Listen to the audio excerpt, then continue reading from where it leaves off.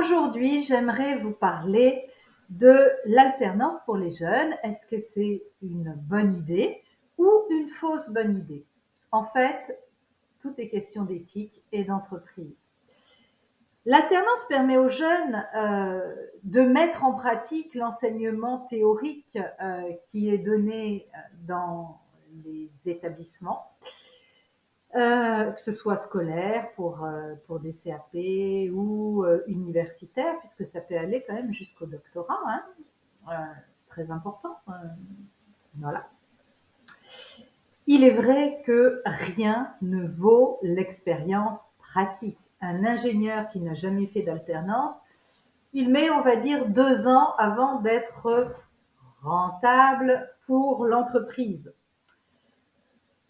Cependant, certains jeunes peuvent vivre un enfer lorsque les entreprises ne respectent pas les conditions nécessaires à l'apprentissage des jeunes. L'utilisation d'un alternant est extrêmement rentable pour une entreprise. Regardez l'exemple que je vais vous donner. Alors, c'est l'exemple basique d'un jeune de moins de 18 ans, 16-17 ans, qui va préparer un CAP ou un BEP ou une mention complémentaire dans une entreprise de moins de 250 personnes. J'ai mis en Bretagne parce que c'est ma région, donc voilà. Première année, quel est son coût? Eh bien, quand on a le coût salarial et qu'on déduit les allègements généraux et les exonérations spécifiques, qu'on capte l'aide aux employeurs qui est donnée la première année, sans exigence qu'il y ait que le contrat se termine au bout de 2 ans, eh bien, on arrive à un coût de l'alternant de moins 23 €. C'est-à-dire que l'État rembourse, entre guillemets, 2 € par mois à l'entreprise. Alors, il ne les remboursera pas parce que forcément, les 2 €, c'est une somme qui est trop minime. Mais autant vous dire que la première année, l'alternant ne coûte rien en termes de salaire, ça ne veut pas dire qu'il ne coûte pas en termes de temps de tutorat ou en termes de charges de bureau, de matériaux, etc. Mais en tous les cas, en termes de charges salariales, il coûte 0.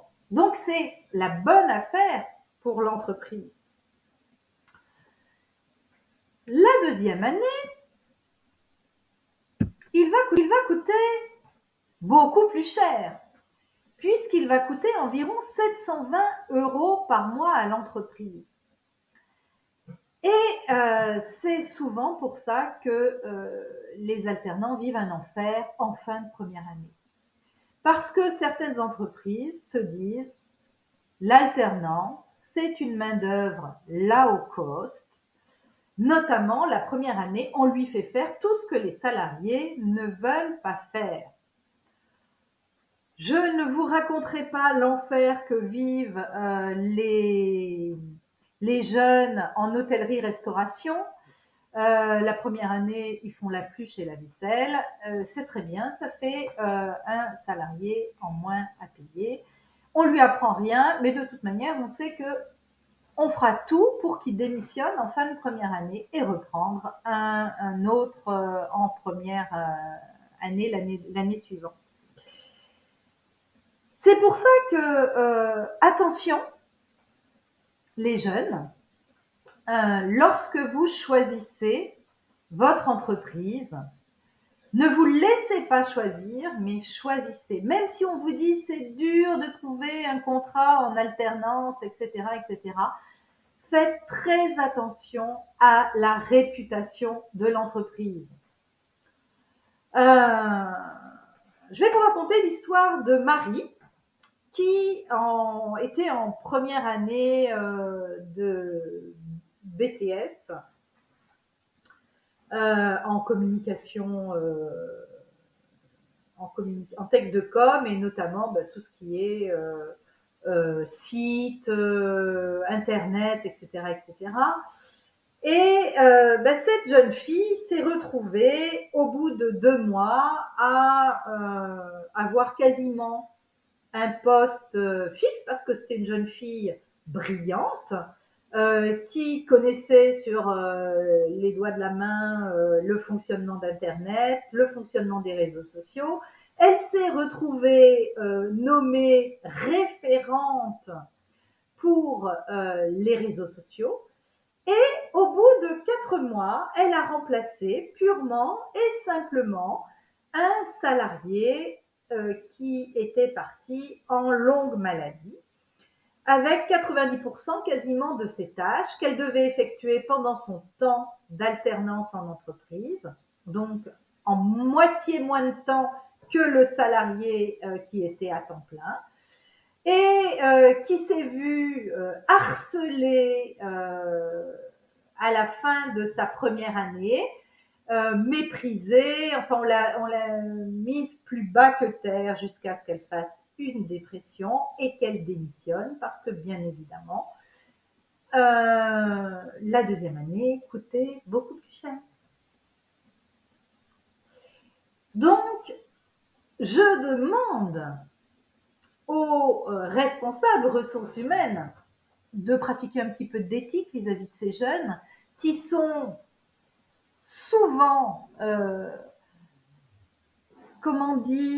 dégoûtés du monde de l'entreprise, et qui se rendent compte que finalement ça peut être l'alternance une vraie fausse bonne idée. Qu'est-ce que je conseille aux jeunes? Mais d'abord, on va vous poser des questions lors de votre entretien d'embauche. Posez-en vous aussi sur les conditions de votre alternance. Demandez à voir votre poste de travail, demandez à voir vos collègues, demandez à avoir un entretien avec votre futur tuteur. Sachez qu'avoir un tuteur est obligatoire. Autre conseil, si vous ne vous sentez pas mûr pour travailler en entreprise, eh bien, faites vos études sans alternance, mais privilégiez les jobs d'été qui vont déjà vous faire goûter, on va dire ça comme ça, au monde du travail, et vous faire vous affirmer en tant que futur salarié. Troisième conseil, ce n'est pas parce que papa ou maman avait un CDI que vous devez privilégier les CDI. En première partie de carrière, je vais dire les 2-3 premières années, faites de l'intérim, faites des CDD, changez plusieurs fois d'environnement professionnel. Parce que peut-être vous êtes fait pour une PME, peut-être vous êtes fait pour un grand groupe. Les différents environnements professionnels ne conviennent pas à toutes les personnalités. Donc, changez souvent d'environnement, d'entreprise, voire même d'activité pour voir ce qui vous convient le mieux. Après tout, la période d'essai, et j'en ferai une vidéo prochainement, la période d'essai est pour les deux parties, le salarié comme l'entreprise. Si vous vous sentez mal dès le début de votre collaboration, cessez. Ce n'est pas la peine de vous rendre malade pour un job. Voilà, je vous souhaite de passer un très bon été. Si vous avez votre employeur, votre futur employeur, renseignez-vous quand même auprès des anciens élèves qui ont été en alternance et passez de très